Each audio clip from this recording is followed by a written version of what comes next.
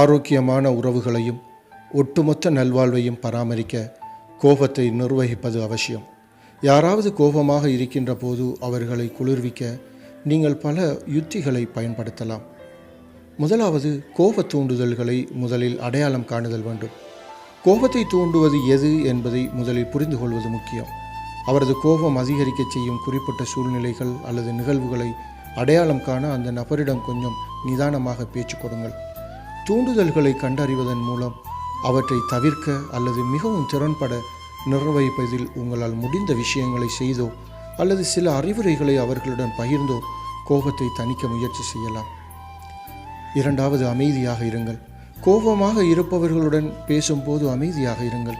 உங்கள் சொந்த உணர்ச்சி நிலை அவர்களுக்கு சில தாக்கங்களை ஏற்படுத்தலாம். காரணம், பொதுவாக கோபத்தில் இருக்கும் நபர்கள் எதிரில் உள்ளவர்கள் என்னதான் சொன்னாலும் அதை கவனிக்காமல் கத்திக்கொண்டே இருப்பார்கள். இது சில நேரங்களில் நமக்கு எரிச்சலை உண்டாக்கும். ஆனால் அந்த நேரத்தில் நாம் பொறுமையை கடைபிடித்தால் அந்த அமைதியே எதிரில் உள்ளவரின் கோபத்தை மிகவும் நன்றாக தணித்துவிடும். மூன்றாவது, தெளிவாக கேளுங்கள்.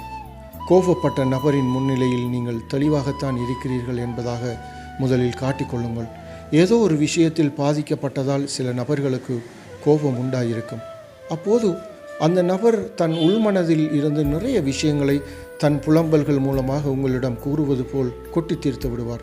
இறுதியில் அதுவே அந்த நபரின் கோபத்தை தணித்துவிடும் செயலாக மாறலாம்.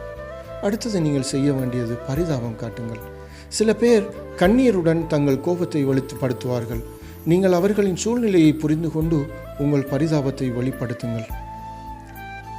எடுத்துக்காட்டாக, நீங்கள் ஏன் வருத்தப்படுகிறீர்கள் என்பதை என்னால் பார்க்க முடிகிறது, அல்லது இந்த சூழல் உங்களுக்கு எவ்வளவு ஏமாற்றமாக இருக்கும் என்பதை நான் புரிந்து கொள்கிறேன் என்பது போல நீங்கள் கூறும்போது அவர்களின் மனம் இலகுவாக மாறும். அடுத்ததாக, மன்னிப்பு கேட்க தயங்காதீர்கள்.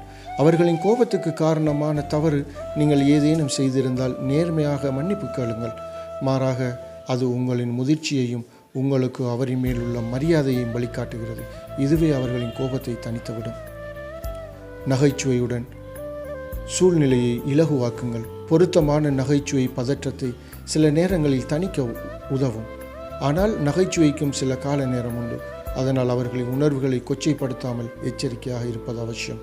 ஆனால் சரியான நேரத்தில் நாம் வெளிப்படுத்தும் நகைச்சுவை உணர்வு அல்லது கருத்துக்கள் கோபம் அடைந்தவரின் மனதை திசை திருப்பி இயல்பு நிலைக்கு மீண்டும் கொண்டு வந்துவிடும். இடம் கொடுங்கள். சில நேரங்களில் கோபப்பட்ட நபர்களுக்கு மனதை ஒருநிலைப்படுத்த நேரம் தேவைப்படும். இதனால் அவர்கள் தனியாக இருக்க விரும்புவார்கள். நீங்கள் அதை புரிந்து கொள்ளுங்கள். சிறிது நேரம் கழித்து நீங்களே அந்த நபரை தொடர்பு கொண்டு, இப்போது நான் பேச வரலாமா என்று கேட்டு உங்கள் கருத்து